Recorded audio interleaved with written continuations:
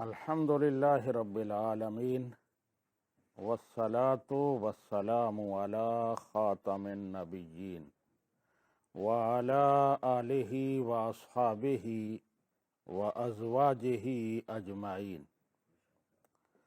برادران اسلام، آج دو سوال آئے ہیں تو ان کا جواب آپ کی خدمت میں عرض کرنا ہے۔ پہلا سوال یہ ہے کہ جانور کے گردے ان کا استعمال کیسا ہے؟ گائے یا بکری کا گردہ کھانا جائز ہے یا ناجائز ہے؟ تو اس حوالے سے گزارش یہ ہے کہ جانور کا گردہ یہ حلال ہے لیکن ناپسندیدہ ہے۔ نبی رحمت صلی اللہ علیہ وآلہ وسلم نے اسے پسند نہیں فرمایا، اور اس کی ایک آپ نے ریزن بتائی۔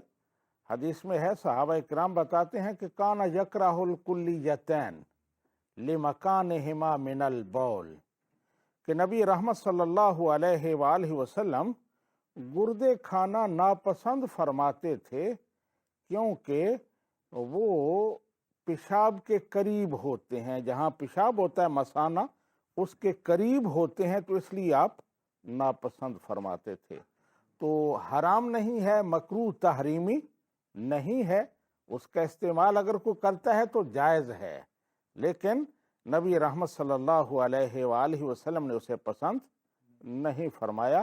اسی طرح فقہا نے بھی یہی لکھا ہے۔ اعلی حضرت امام احمد رضا خان بریلوی رحمۃ اللہ علیہ سے یہی مسئلہ پوچھا گیا تو آپ نے ارشاد فرمایا کہ نبی رحمت صلی اللہ علیہ وآلہ وسلم نے اسے پسند نہیں فرمایا لیکن یہ جائز ہے اس کا کھانا۔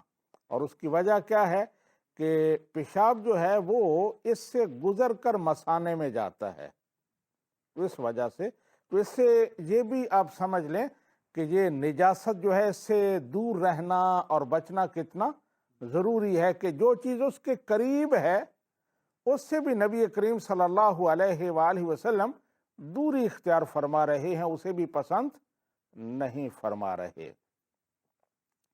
دوسرا سوال یہ ہے کہ بچہ اگر بچپن میں ہی فوت ہو جائے تو کیا پھر بھی اس کا عقیقہ کریں گے؟ اس کے عقیقہ کا کیا حکم ہے؟ تو عقیقہ جو ہے یہ بچے کی خوشی اور شکرانہ کے طور پر کیا جاتا ہے۔ جب بچہ پیدا ہوتا ہے تو اس کی خوشی منانے کے لیے اور اللہ سبحانہ و تعالیٰ کا شکر ادا کرنے کے لیے یہ کیا جاتا ہے۔ نبی رحمت صلی اللہ علیہ وآلہ وسلم نے اپنے نواسے حضرت امام حسن اور حضرت امام حسین رضی اللہ تعالی عنہما کے عقیقے کیے۔ آپ نے حضرت امام حسن کے عقیقہ کا بالخصوص ذکر آتا ہے کہ آپ نے بکری ذبح فرمائی، اور سیدہ طیبہ طاہرہ حضرت فاطمہ الزہرا رضی اللہ تعالی عنہ کو ارشاد فرمایا کہ اے فاطمہ، اس کی طرف سے بکری میں نے ذبح کر دی ہے، اس کے سر کے بال اتارو اور سر کے بالوں کے وزن کے برابر چاندی اس کی طرف سے صدقہ کرو۔ تو یہ نبی کریم صلی اللہ علیہ وآلہ وسلم کا طریقہ ہے۔ پھر آپ نے یہ بھی ارشاد فرمایا مال غلام عقیقہ فاحریق عنہ دما وامیت عنہ الاذی، کہ جب کوئی بچہ ہو تو عقیقہ کرنا مستحب ہے، اس کی طرف سے جانور کا خون بہاؤ اور اس سے گندگی اور بلائیں اور مصیبتیں دور کرو۔ تو جیسے میں نے عرض کیا کہ عقیقہ شکرانہ اور خوشی کے طور پر ہوتا ہے، تو جب بچہ فوت ہو گیا تو اب خوشی اور شکرانے کا کوئی سوال پیدا نہیں ہوتا، لہٰذا عقیقہ بھی نہیں ہوگا۔ ہاں، اگر جانور ذبح کرتے ہیں تو وہ نفلی صدقہ ہوگا۔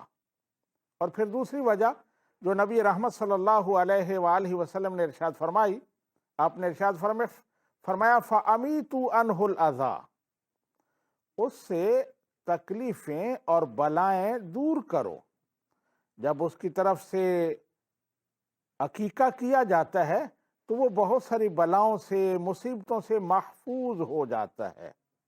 ایک حدیث پاک میں ہے نبی رحمت صلی اللہ علیہ وآلہ وسلم نے ارشاد فرمایا کل غلام رہینۃ بعقیقہ تذبح عنہ یوم سابعہ ویحلق ویسمى، کہ ہر بچہ اپنے عقیقہ کے بدلے میں گروی رکھا ہوا ہوتا ہے، رہن رکھا ہوا ہوتا ہے، تو عقیقہ کر کے تم اس کو آزاد کرواتے ہو، عقیقہ کرتے ہو تو وہ رہن سے، اس گرو سے آزاد ہو جاتا ہے، لہٰذا 7ویں دن اس کی طرف سے جانور ذبح کرو، اس کے سر کے بال اتارو اور اس کا نام رکھو۔ تو یہ 7ویں دن کرنا ہے۔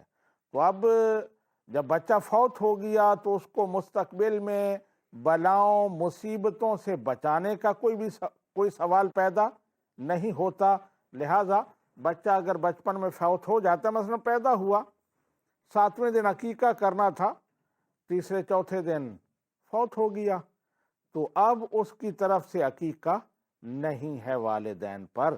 ہاں، میں نے عرض کیا کہ اگر جانور ذبح کریں گے تو وہ نفلی صدقہ ہوگا۔ تو اللہ تعالی ہمیں عمل کی توفیق عطا فرمائے۔ وما علینا الا البلاغ۔